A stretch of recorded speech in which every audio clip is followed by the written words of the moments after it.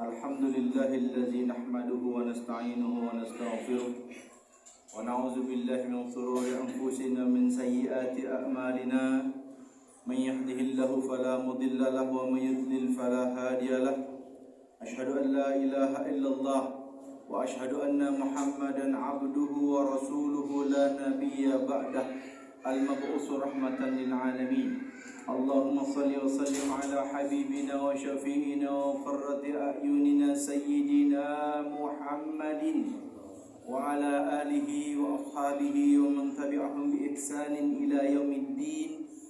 أما بعد فيا عباد الله أوصيكم ونفسي بتقوى الله فقد فاز المتقون كما أمر الله تعالى في كتابه الكريم. أعوذ بالله من الشيطان الرجيم. يا أيها الذين آمنوا اتقوا الله حق تقاته ولا تموتن إلا وأنتم مسلمون. Hadirin jamaah Masjid Jami'at Taqwa rahimani wa rahimakumullah. Salah satu di antara sumber dari banyak dosa adalah karena manusia memberikan harga yang terlalu mahal terhadap dunia. Padahal di sisi Allah Subhanahu wa ta'ala dunia tidak lebih berharga daripada sebelah sayap nyamuk. Menunjukkan tidak ada berharganya sama sekali dunia itu dalam pandangan Allah. Dunia tidak menyebabkan manusia menjadi mulia ataupun hina dalam pandangan Allah. Bahkan suatu ketika Rasulullah Muhammad SAW bersama para sahabat pernah menemukan seekor kambing yang sudah menjadi bangkai, busuk. Ditanya oleh Rasulullah kepada sahabat, siapa di antara kalian yang mau beli bangkai kambing ini 1 dinar? Dulu waktu saya nikah maharnya 1 dinar. Zaman dulu 1.500.000. Zaman sekarang saya dengar katanya udah 2 jutaan. Siapa yang mau beli bangkai kambing ini 2 jutaan? Sahabat geleng semua. Gak ada yang mau beli ya Rasul. Yaudah saya turunin harganya. Siapa yang mau beli bangkai kambing ini 1 dirham. 1 dirham waktu saya nikah 2011 itu 68.000. Taruhlah sekarang 90.000. Geleng semua sahabat, nggak ada yang mau ya Rasul. Yaudah, saya jual bangkai ini 1 danik, lebih murah lagi. Nggak ada yang mau ya Rasul. Yaudah saya kasih gratis, siapa yang mau? Nggak ada yang mau ya Rasul. Buat apa bangkai kambing? Apa kata Nabi? Itulah perumpamaan dunia yang diperebutkan oleh banyak manusia. Apa yang kita pakai rusak. Apa yang kita makan jadi kotoran. Itulah dunia. Lalu untuk apa manusia menghalalkan segala cara untuk mendapatkan dunia? Orang menyebut dunia itu harta tahta wanita. Harta. Hanya untuk dapat harta banyak orang yang sampai pergi ke dukun, melaksanakan hal yang sama sekali nggak masuk akal, termasuk sampai membunuh orang yang disayanginya. Ada istilahnya, saya lupa lagi istilahnya apa, pokoknya pesugihan. Anaknya ntar meninggal, terus siapa meninggal, dan seterusnya. Sudah dibutakan oleh harta. Manusia dibutakan harta, segalanya dilakukan. Mencuri dikerjain, menggarong, merampok, semua dikerjain. Ada orang yang dibutakan oleh tahta. Oh kalau udah dapat jabatan gak mau turun. Walaupun udah waktunya turun, dia lakukan segala macam cara supaya kagak turun. Dibikin gurita, anaknya jadi ini, menantunya, ponakannya, satu keluarganya semua yang jadi penguasa. Kenapa? Manis kekuasaan itu. Ganti segala macam cara. Aturan nabrak, aturan yang diganti. Itu kalau orang udah menjadikan kekuasaan sebagai tujuan hidup. Wanita adalah orang yang kaya segala macam, tapi belum ketemu juga wanita yang cocok. Akhirnya apa?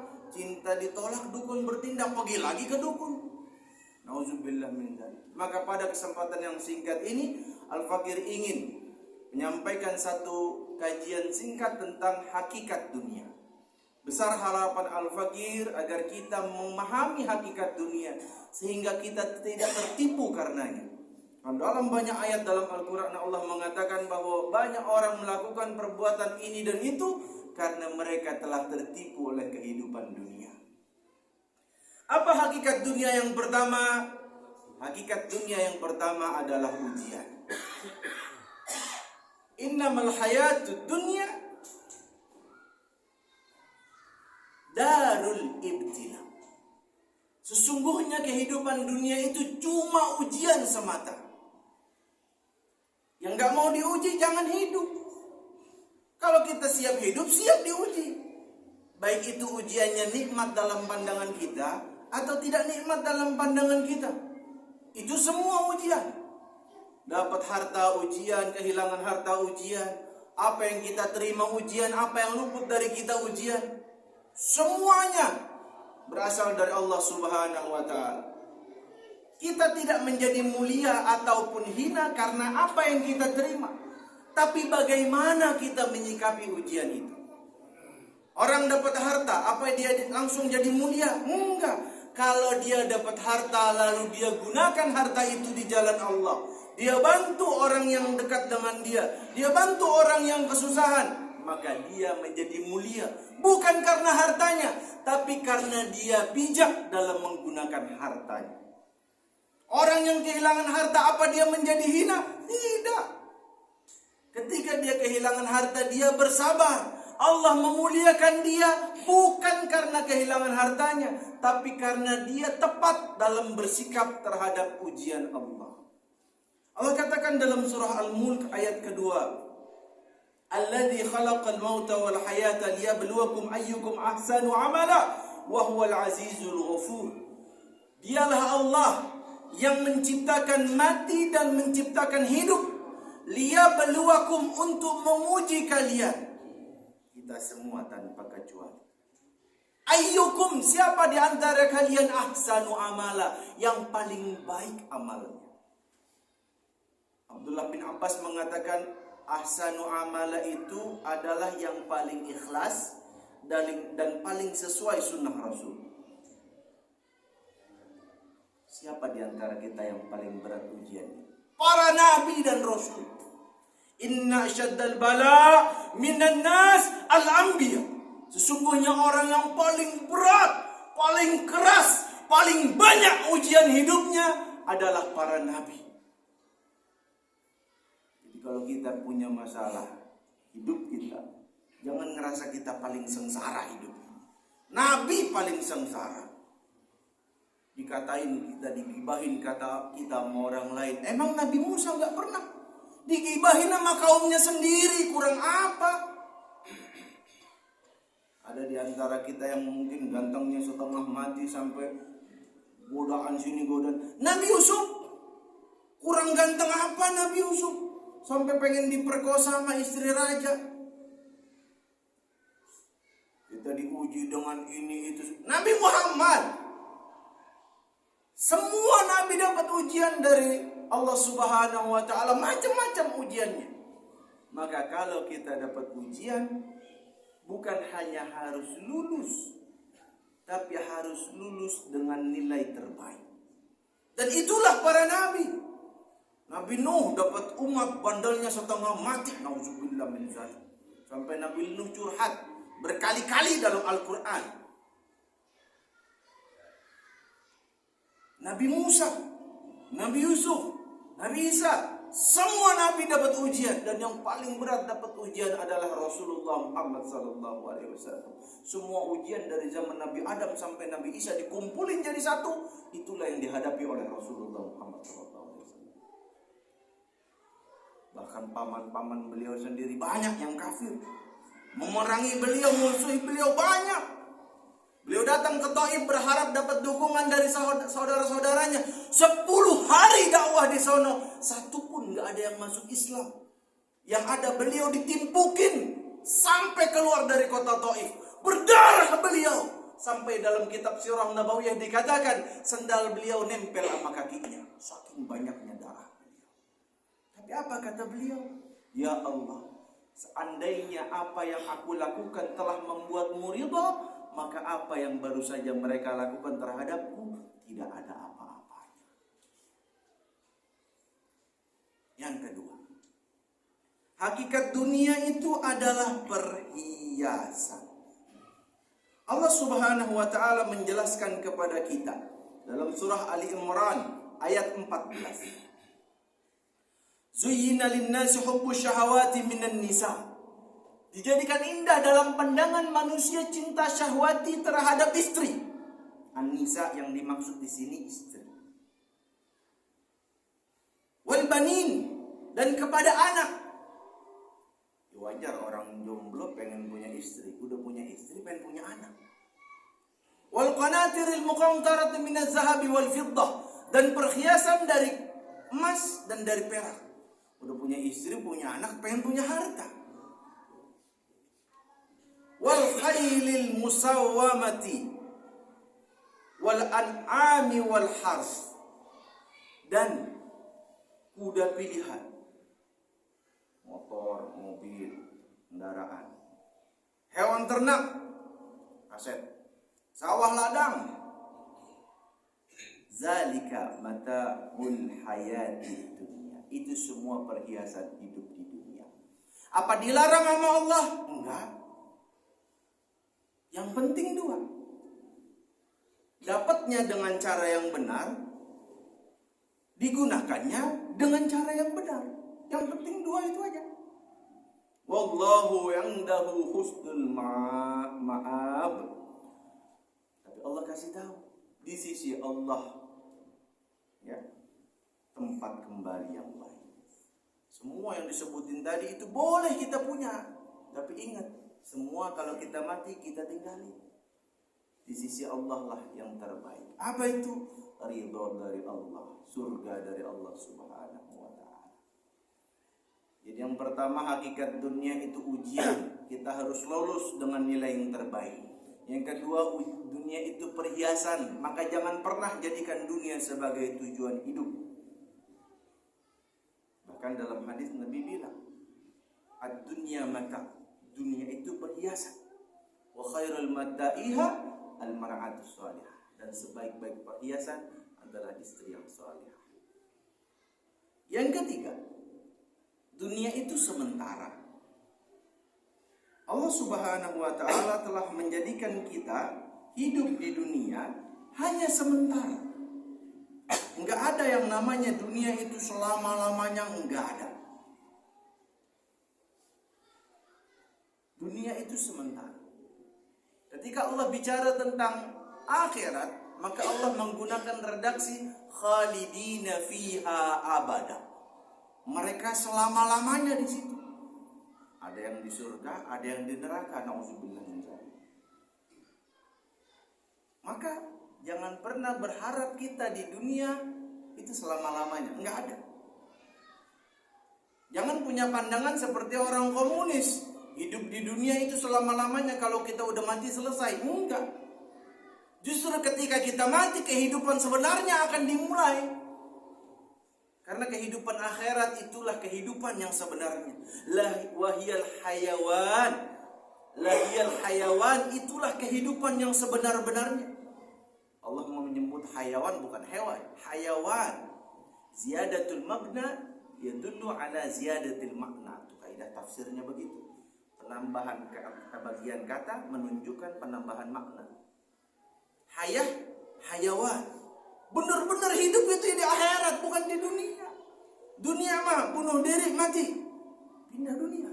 Dibunuh, mati, pindah dunia. Sakit, mati, pindah dunia. Hidup sebenarnya di sono. Di sini kita bukan hidup sebenarnya, hidup doang.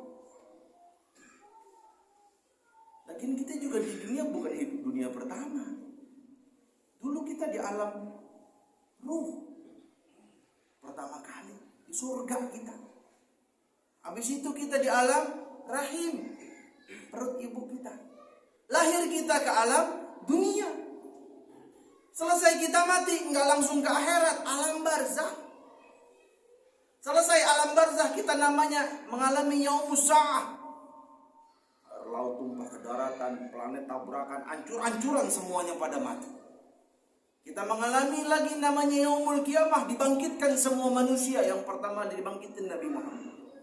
Habis itu kita mengalami yaumul mahsyar, dikumpulin di padang mahsyar. Habis itu yaumul hisab, hitung tuh pahala kita, dosa kita. Habis itu yaumul mizan, ditimbang. Apa langsung masuk surga? Apa langsung masuk neraka? Apa masuk neraka dulu sebentar lalu masuk surga?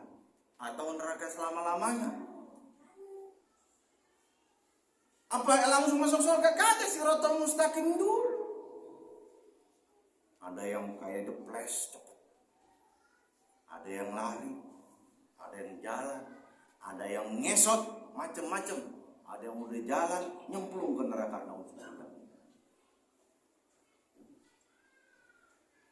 Jadi dunia bukan tempat selamanya.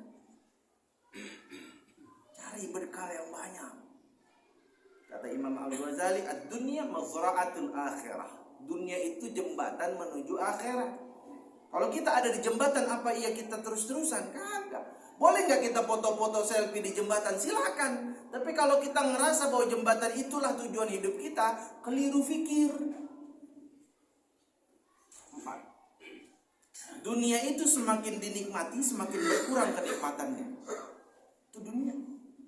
Siapa yang paling suka sate ayam? Saya. Dikasih 1 piring, enak. Kasih piring kedua, berkurang nikmatnya. Kasih piring ketiga, aduh.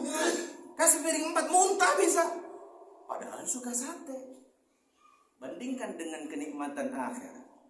Baca Quran 1 halaman, enak. Tambah lagi, tambah enak. Tambah lagi, tambah enak. Beda. Abu Dzar Al-Ghifari sholat, nggak tahu dah berapa rakaat, pokoknya sholat enak. Imam Ahmad dalam sebuah riwayat dikatakan tulangnya patah-patah, tapi sholat tahajudnya 1000 rakaat.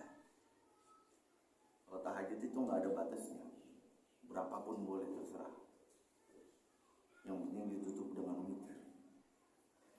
Yang keempat, yang kelima terakhir, kehidupan dunia itu kehidupan yang capek. Allah sendiri bilang dalam surah Al-Mulk ayat keempat,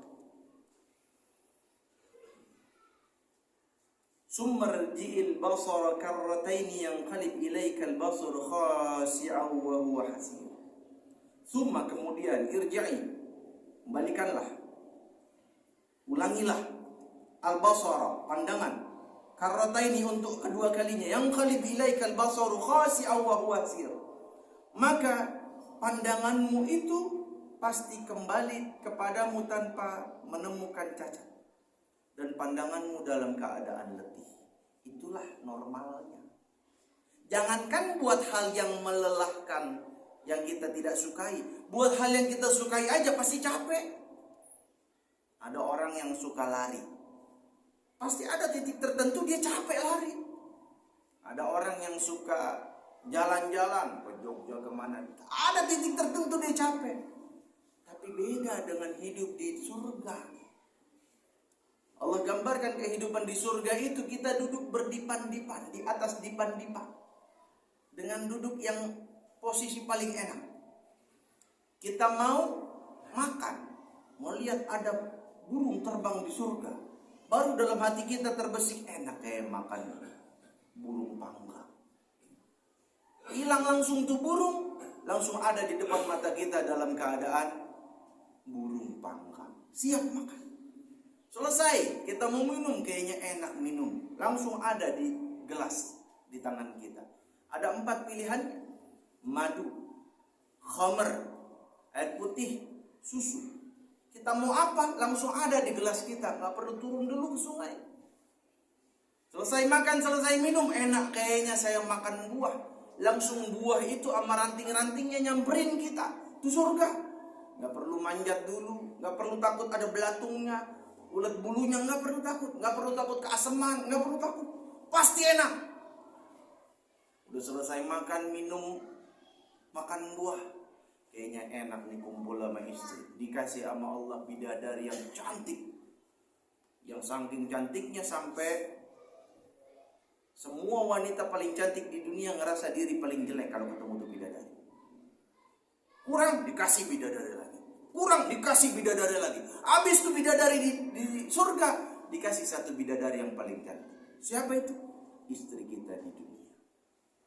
Maka kita kita harus didik istri dan anak kita, mudah-mudahan jadi istri dan anak kita ketemu dengan kita di surga Allah Subhanahu wa taala.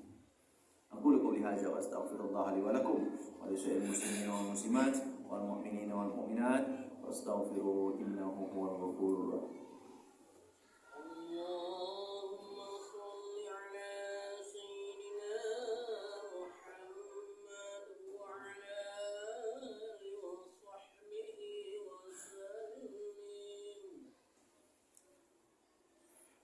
Alhamdulillahilladzi arsala rasulahu bil huda wa dinil haqq liyuzhirahu 'alal dini kullihi wa kafa billahi shahida. Asyhadu an la ilaha illallah wa asyhadu anna Muhammadan 'abduhu wa rasuluhu la nabiyya ba'dah.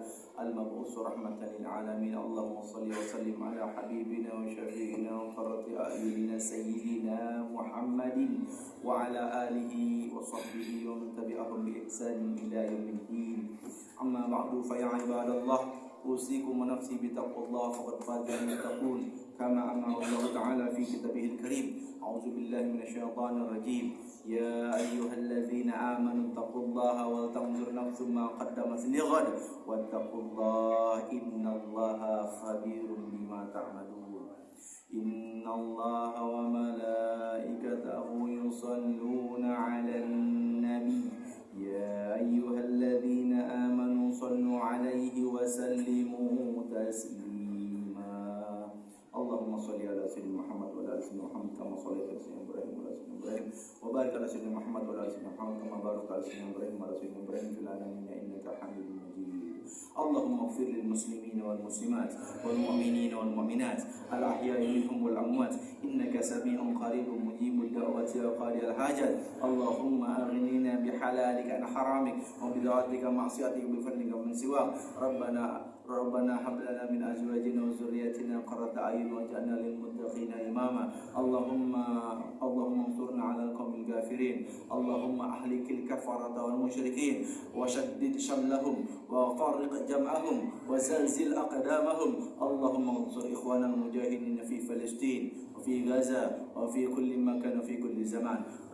ربنا آتنا في الدنيا حسنة وفي الآخرة حسنة وقنا عذاب النار. سبحان ربك رب العزة عما يصفون، سلام على المرسلين والحمد لله رب العالمين.